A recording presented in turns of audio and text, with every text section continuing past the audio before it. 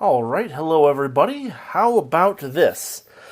I'm I couldn't find anything really interesting that's going on to talk about. So what I thought I might talk about is a little bit is the setting of my upcoming novel. The novel is in the same universe with some of the same characters as already two other novellas and one short story that I've written, as well as an unpublished novella that I never. Well, that's what unpublished means. I have a novella that I didn't publish that's in the same universe but with different characters. So it's a pretty reasonable science fiction setting. The one thing that I wanted to do about it is I wanted to, I don't know.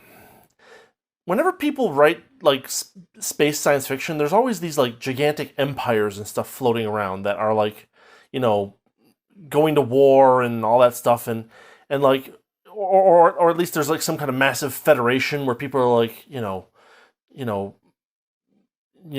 cooperating on some kind of grand scale. And yet, it seems like it seems like it'd be at least when I was setting up this setting a few years ago, back in 2013 actually, so 11 years ago.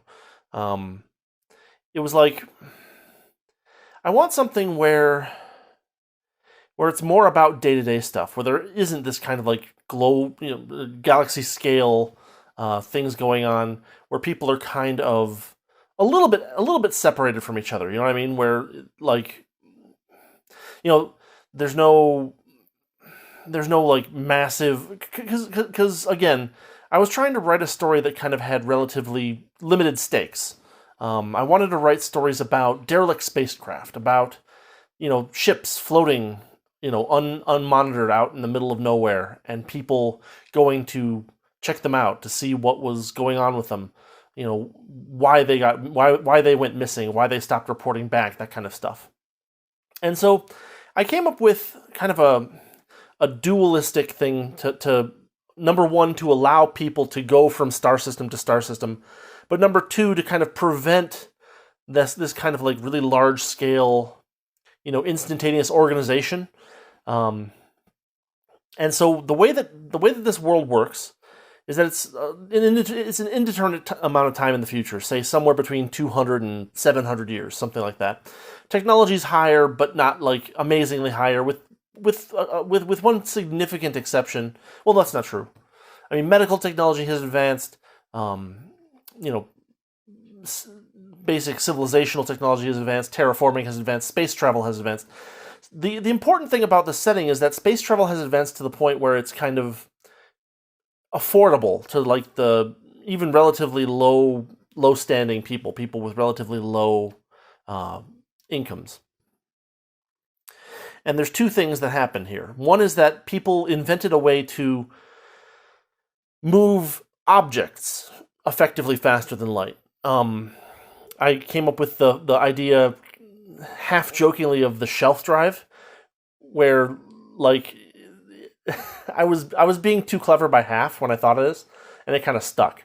Where I was like, well, what it'll be is it'll be a word, and it'll be oh, you go up on the shelf into hyperspace, and you go across the shelf and come back down from the shelf. But actually, it's a guy named Shelf who invented it. I don't really mention that too much, but that was kind of the backstory that I came up with the name for that name that I thought was clever at the time, and it stuck. It's fine. But what it did is it allowed people to move, but not for people sending messages to make that message move faster than the speed of light, unless they sent another person, if that makes sense, right? I can I can be here on Earth and I can spit out a signal, and that signal might be picked up, 4 years later in Alpha Centauri, or I can give a person a piece of paper and have them get in a ship and go to Alpha Centauri in, say, an hour, and they can bring the piece of paper or USB stick or whatever. But people and information actually have to move. People actually have to be in charge of moving the information, which makes it a little bit more difficult for large scale coordination to happen on a relatively short time scale. Which means that organizations are, generally speaking, usually about localized to one system. There will be provincial governments, companies, stuff like that. And sometimes they'll like send ships out. Like there'll be a mining company that has a headquarters here and has branch offices, but the branch offices don't talk constantly with HQ, right? They get couriers back and forth every so often when something interesting is happening, but they kind of operate on their own unless something happens that causes them to need to coordinate. In which case they have a method to do that, but it's expensive and time consuming to have someone get into a ship and fly a message across when the message is just all's well. So there's a lot of independence. There's a lot of self-sufficiency going on, especially in the frontier areas where we're talking about where the stories are kind of set. So,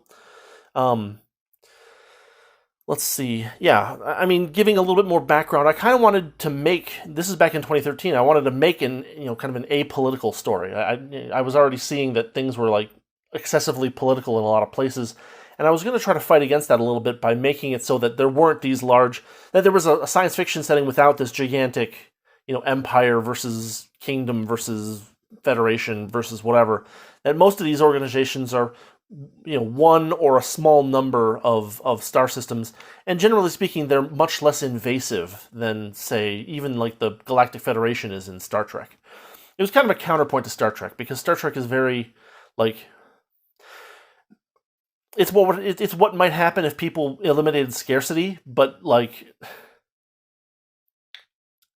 scarcity, but like, what if you had FTL and you didn't eliminate scarcity? Well, there wouldn't necessarily be a reason for these gigantic groups to come together, and there wouldn't necessarily be a way for them to coordinate over long distances in the ways that they do in Star Trek. So it's kind of like a lower, little bit more fragmented, a little bit more independent governance kind of situation. In fact, kind of the backstory that I worked out with it is that once people could afford to go to the next star system or the next one or the next one or the next one, actually what happened is that it gave people the ability to leave and make their own way if whatever government they were under wasn't serving their purposes. Basically it created a frontier that was immeasurably large to human ability to populate it over the relatively small amount of time that we've had faster than light speed travel. And so what ended up happening is that this kind of created a feedback loop where if governments got too big or too invasive, people would leave and the government would lose wealth, the ability to, control things. It would lose, the ability to manufacture things, because people who were able to do that, who had materials, wealth, whatever, would leave and say, I'm going to go out here to the middle of nowhere and set up my own thing. And because there's no way to trace people, moving around in shelf space, it was hard for these governments to try to hold these people back. Basically, what ended up happening is that people being able to leave gave governments an incentive to become less invasive, smaller, less significant in a person's daily life. And that's especially true on the frontier where, a lot of these places have only been around for 10, 15, 20, 30 years or something like that. They're just barely covering a small fraction of each world that they find that happens to be terraformable. And people are kind of moving around at their own pace, and there's a lot less pressure to like take over stuff, because if you try to take over stuff and rule over people, they'll just leave, and it's relatively easy for them to do so. So people have aggregated each other according to their personalities or their motivations as opposed to their nationalities. A lot of these national boundaries have changed, maybe not ceased to exist, but have changed in a significant sense. And so, like, out on the frontier, you'll find people of all different ancestries. And a lot of them have only been out on the frontier long enough that they still have some of the characteristics of that ancestry. So what I'll do when I'm looking up, when I'm trying to come up with a character name, for instance, is I'll say, okay, this character, their background is they're from India, or they're from Russia, or they're from France, or they're from South Africa, or they're from Nigeria, or they're from the United States area, or they're from South America, they're from Mexico. I'll come up with an ancestry, like a nation ancestry that they draw their heritage back to, only a couple hundred years ago, kind of thing. So those kinds of things are still They still have a little bit of pull, but not necessarily like a huge amount. And then what I'll do is I'll find like a popular name from that country, first and last. Sometimes I'll have hybrids where I'll say, oh, this person has a a Kenyan last name, but a English first name, right? And that'll also show that they kind of have mixed ancestries as well, because there definitely is some mixing out on the frontier. In addition to everywhere else, it just kind of naturally happens here and there. Um, and so like that's kind of how I get like the base ideas for characters. Is I say, okay, I want this character to be of this ancestry. I'll come up with names based on that ancestry. I'll come up with characteristics loosely based on that ancestry, because obviously there's going to be some variation there.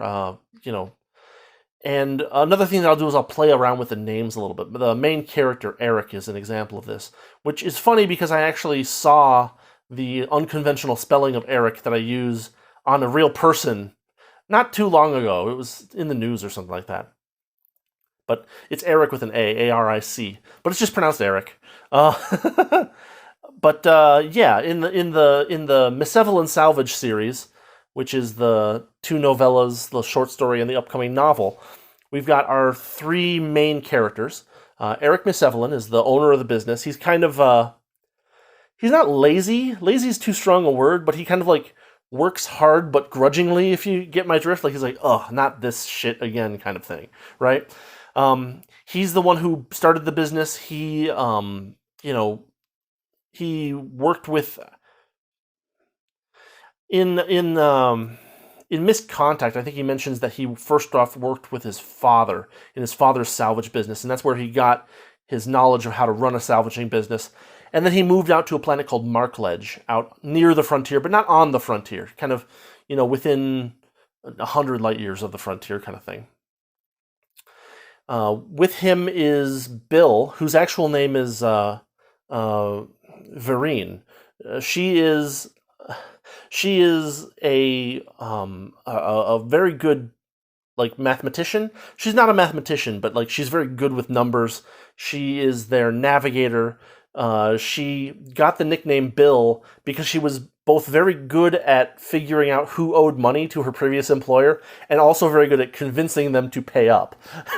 So that's where she got the nickname Bill. And she has a little bit of a twisted sense of humor where she likes to be introduced as Bill to other people, so that they'll be like Bill, and then there's a 6 foot tall blonde woman and they're like, Bill, nice to meet you, Bill.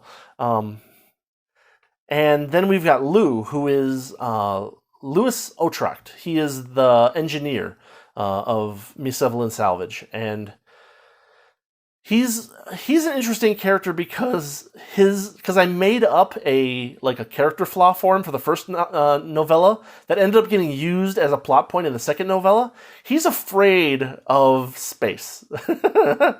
And so, like, not to the point where he won't get onto a ship, but to the point where he'll, like, keep his helmet on a lot of the time when other people take them off.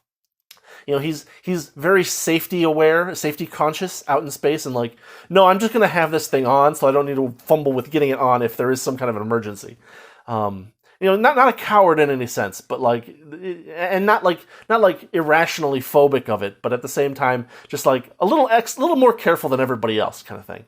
And that actually came into use in the second novella, which I thought was like a windfall. You come up with an idea for how a character acts, and then in your second book, you're like, oh, I can use this, which was just pure dumb luck. That was not a plan on my part.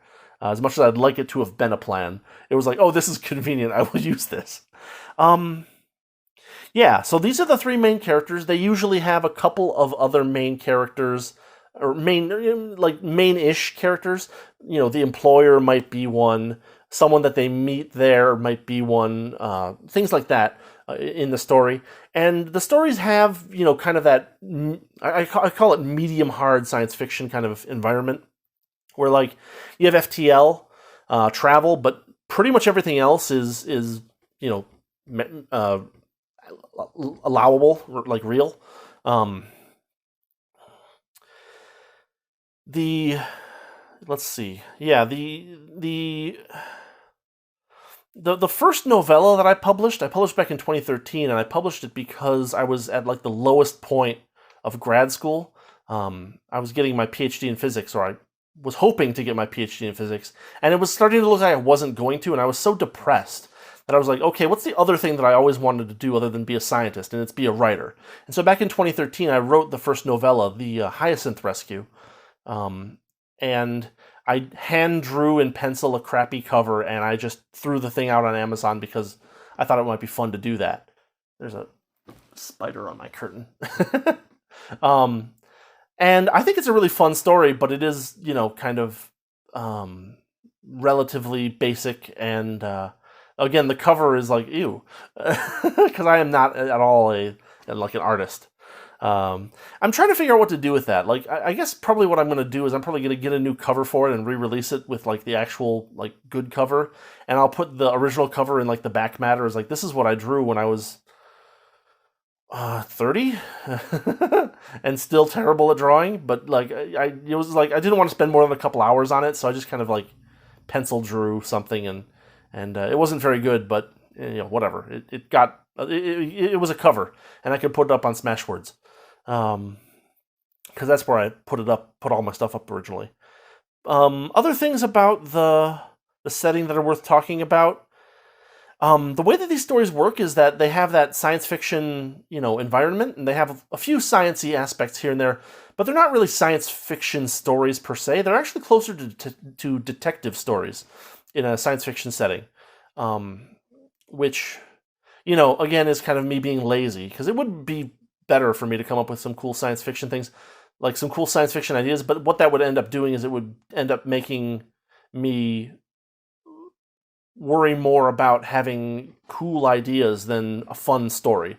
And my original plan for these was to kind of make them pulpy rescue stories, like blue-collar, pulpy rescue stories of like, these people are in trouble, let's go save them, kind of thing. Let's see, the money in the stories is a unit called ounces. They use metric units exclusively everywhere at that point, except that the money has been named ounces in honor of old methods of naming money in terms of weights. You won't hear anyone using ounces to describe weights of anything in the story. It'll all be kilograms or tons or metric tons or whatever. But ounces is the money. And when I created the idea for that, it was back in 2013, and cryptocurrency was just starting to get interesting. So I kind of envisioned it as some kind of like localizable cryptocurrency. Because the problem is that with like most modern cryptocurrencies are based on this one big blockchain that like everybody keeps adding more stuff to. And that kind of records all the different transactions of a particular piece of that money. But that won't work when you have people separated by several years or several dozen years or several hundred years of light speed communication, where like you can't maintain a single centralized blockchain anywhere. It's just not possible, because there'll be people over here using the money, and that information won't make it back to any central point for maybe a long time, depending on how long it takes for like people actually flying ships to fly back and forth, right? So the way that I thought of it was like kind of like an electronic localizable currency, but it's also decentralized, because it needs to be something where like it can be used all over the place, but at the same time it's not like because of the low government part of the setting. It has to be something that isn't necessarily like under the control of any particular individual or set of individuals. And so I kind of envisioned it as like some kind of localizable cryptocurrency where you can carry units of the currency, ounces, in a digital form, and that the existence of those and the validity of them can be confirmed without necessarily phoning home to a massive centralized blockchain system or something like that. So that was kind of my idea for the money in the Derelict Project universe, and it stuck. It works pretty well. The way that I haven't really gotten too much into like how the different prices work, but generally speaking, the price for going out in space and saving some people is in the range of 10 to 20,000 ounces. for a mission that might take, a couple of days kind of thing. So it's yeah, that's that. What else do I want to say? Yeah, Miss Evelyn Salvage is based on a planet called Markledge. Markledge has a station, a space station. I have orbital elevators that lead up to stations that are in geosynchronous orbit. Basically, that was my kind of idea. Is that, well, a lot of the mechanical stresses associated with maintaining an orbital elevator are relieved if you have the station itself with its center of mass at geosynchronous orbit. Of course, there's got to be some kind of sleeve system to keep things from getting moved around from air currents at the surface and so on and so forth. But at the same time, it at least seems like physically possible to make the station and then to build down to the surface from there, or maybe down and up at the same time. I don't know, something like that. I haven't really gotten into that in too much detail so far in the stories because it's mostly about the characters and the adventures that they're having, finding lost ships and finding missing people and trying to get them back to their, loved ones, or, get them to report back to the company that they were supposed to be working for, kind of thing. Let's see. The first novella, The Hyacinth Rescue, is a fairly straightforward rescue story with a little bit of a twist ending. I do kind of have that detective thing going on through it, in the sense that, there's always a mystery of, why are they missing? Who is missing? Who caused them to go missing, kind of thing. And I really like the way that I twisted it at the end in The Hyacinth Rescue. I'll leave that at that. With Missed Contact, the twist in that one happens in the middle. And I kind of like the way I did that too. It's not super amazing or anything like that, but it's a medium interesting science fiction idea, which I weaved into that story. And I bring it to a conclusion too, so there's not a mystery box. Because that's one thing that I don't like, is when people open or present mystery boxes and then don't answer them in a usable way. So I try not to do that as well. The novel is a hostage story. Basically, I'm probably going to put up in a couple of days the first chapter, at least what the first chapter looks like right now, for samples for people. But it's basically an empty lifeboat drops out of shelf space near Markledge, and Miss Evelyn Salvage gets pulled into trying to figure out where the hell this thing came from and see if they can find the people that should have been on it, basically. And so that leads them on a bit of a wild goose chase that ends up with a goose at the end. But it's very unsure whether they'll be able to find who they're looking for. And especially with other people in the system working against them, kind of thing. So that novel is almost done. I'm currently on my 5th draft. Oof. I just recently added a couple of significant parts to it that I wanted to round out a couple of the chapters, because the Hyacinth Rescue and Missed Contact were both done in first-person perspective entirely. They're all from Eric Miss Evelyn's point of view. However, this one I switched it up a little bit, and I have occasional chapters that are written in the third person, not from Eric's point of view, but from the point of view of the people who were supposed to be on the lifeboat. And those chapters were, I think, a good addition, but as of the 4th draft, I realized that there wasn't really a whole lot of a hook for them. And so what I did between the 4th and 5th drafts is I kind of devised a way to weave them together to each other, these third-person perspective chapters, weave them into the first-person perspective story a little bit better, and kind of give them a little bit of a rising tension situation there as well, which I think worked out pretty well. So yeah, that's kind of, where I'm at right now. See, one of the things that happened with me doing daily videos on YouTube like this is I started neglecting the blog. And I had been posting 1 or 2 things a week to the blog, but now I got behind on that. And so what I'm probably going to do is I'm going to post a couple more posts on the blog of the recent book reviews that I've done.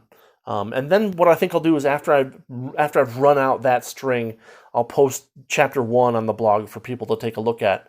That's not going to be up yet. I will make a video of it when it is out, maybe even reading an excerpt or something like that. But yeah, if you have read any of my stuff and you find it interesting, you can always head over to that blog. I got tons of short stories and links to the novellas, which are reasonably cheap, a couple of bucks or something like that. Anyway, that's all I've got for you guys for today.